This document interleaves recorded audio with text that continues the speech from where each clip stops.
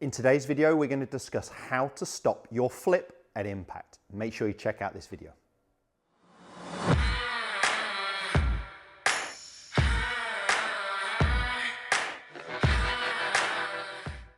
Welcome back to the TruGolf Academy. You've joined me, Jon Watts, today in our indoor golf studio. And today's video, as I mentioned there in the intro, is all going to be about the release, about how we can utilize our body better to stop our hands flipping through impact. If this video does help, make sure you hit the thumbs up and don't forget to subscribe. If you're new to my channel, at least 2 instructional videos a week. All the info from me coming along the bottom of the screen right now.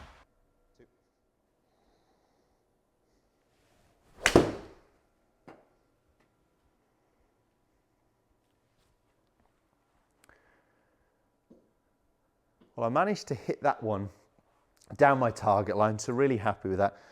What I was really trying to focus on was what I was doing through impact. I was really trying to keep my body rotating, stop my body stalling, stop my hands overtaking. So we're going to be discussing the release movement, and we're really talking about what happens through and post impact here, and trying to stop our hands flipping. Now, what does that really mean? It's just when we're trying to get excessive club face closure. So we're trying to get the toe of the golf club to pass the heel very quickly, and we end up using a lot of hands and arms in this release. So generally our body stalls, our hands speed up. Now, I am not suggesting there is no hands in the golf swing and no hands at impact. We definitely are generating power from down cocking our wrists. So we've cocked them going back.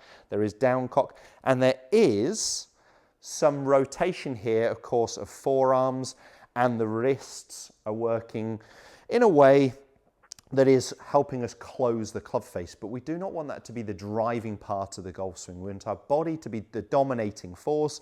We want slower hands, quicker club head speed.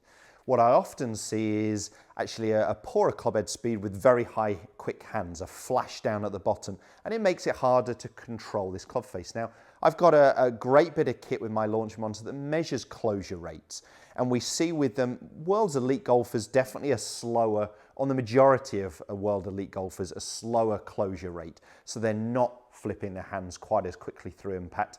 Now, what does it take to really get into that position? Well, one, we do need the club face in such a position that we don't need to excessively use hands through impact. So there's a fault I see with a number of golfers is they get that club face wide open. So an open club in that delivery position would look like the toe is straight up in the air, the leading edge of the golf club vertical, or worse still, starting to get the club face pointing up. What do I really want to see?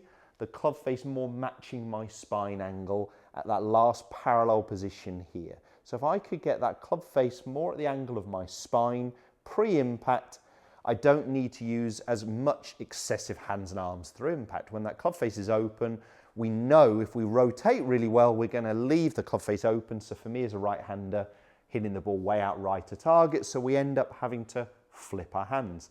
Now, if this is an issue with you and you'd need to look at it on video and look at what that club face was doing, I would suggest going to focus on the wrist movement in your downswing. Now, it could be a couple of things. It could be a weaker grip. It could be coming from that club face, getting very open in the takeaway movement because the club gets behind you. But I'd look at that club, especially in this delivery stage, because I wouldn't care if you were in the wrong takeaway movement, if you were in the right delivery position and you could repeat that consistently. And I will put some links just here talking about the lead wrist and the trail wrist, because it really wouldn't matter which we're focusing on in the downswing to help that club face position. We won't discuss it too much today. But a neutral wrist position would be almost the same angle as my lead arm here. What we do not want to get is a cupping movement where the knuckles start to go forwards, the glove logo is starting to point almost back towards the target too early. I'm almost trying to get that sensation. My lead wrist here, glove logo points away from the target a little longer, almost my knuckles behind the wrist, and that will get that club face into such a shape that we don't need to excessively use our hands. Now, talking about then from that position, what do we really do? It almost is as simple as rotate. We're looking for our body to rotate and to rise through impact. So I do need your head to start to turn towards the target, whether that's through impact or as soon as you struck the golf ball. What we cannot get away with is keeping our head down too long. We've got to allow our body, that is our hips and our torso, our core as well, to start to open up and rotate towards the target. And we've got to get our lead side to start to extend upwards. That is my lead leg and my lead shoulder moving up and inwards, more to the left-hand side for me as a right-handed golfer. If we don't get those things happening, again, we will stall our body and flip our hands. So from that delivery position here, we've got to get our body to rotate open and to start to extend or rise in this movement. And I've just put an alignment stick here in a mid-iron.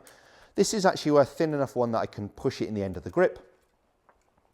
And I'm just going to get that sensation that I don't hit myself. So from this angle, I'm almost just trying to keep this cane away from my body, okay, as long as possible. Or if I was swinging more down towards the target line here, you could start to see the cane is away from my body. I do not want that cane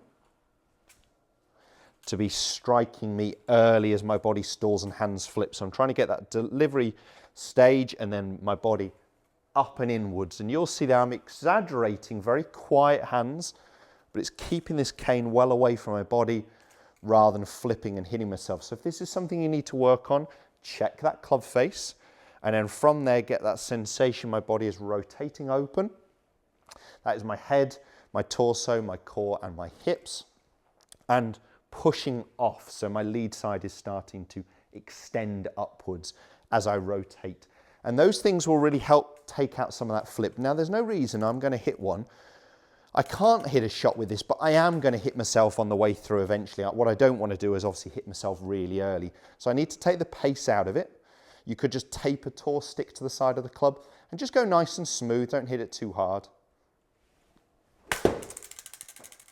Okay, so the cane does hit me, but it's hitting me later on, and I'm really getting that feeling. It's more in this stage that the cane's hitting me as my body's starting to work up and inwards.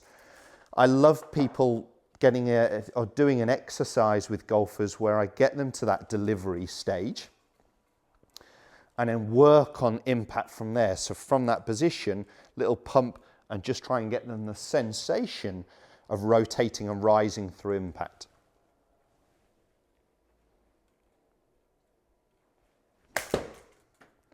Because again, it's giving me that sensation my hands and arms are quiet, not overactive through impact. The last little thing I just wanted to say, and this quite often is a misconception, is not only our hands, so there is a difference between my hand path and the club path, but both are working on an arc. Both are working inwards through impact. I get a lot of golfers who are trying to swing too much down the target line. If you get a golfer trying to swing down the target line, again, you will see a very flippy release where they're overusing those hands and arms. We want to allow the hands to work in an arc. That does not mean I'm swinging from out to in. Into our out to in is more of a description of how the club approaches the golf ball, so pre-impact, but we've got to work on an arc shape. So we're really looking for that in to straight to in path.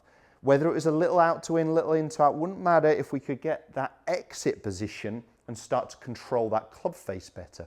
Because really, to play better golf, club face and strike are king. We really want to look at those first of all. I'm not saying that path isn't important. Getting the path to play ball with a club face, yes, but you don't see tour players hitting the golf ball straight very often. They are generally shaping a ball. And if they can strike it out the middle and control that club face through impact, they're definitely going to hit a lot more balls down their target line. So again, there is a difference between hand path and club path, but both are working on an inward arc. We do not want the club to swing down the target line, as that would be very destructive for our flip. Let me hit one to finish with, back to a 7-iron. And I'm just going to try and get that sensation. I definitely need to get my body more open, but I'm trying to get that feeling that my body is working up and inwards. The club face position, the wrist angles, if you need to work on that, that is just at-home exercises, really going through those drills or on the range to work on that club face, that wrist angle in the downswing. You cannot take that part perhaps to the course. The rotating bit you can.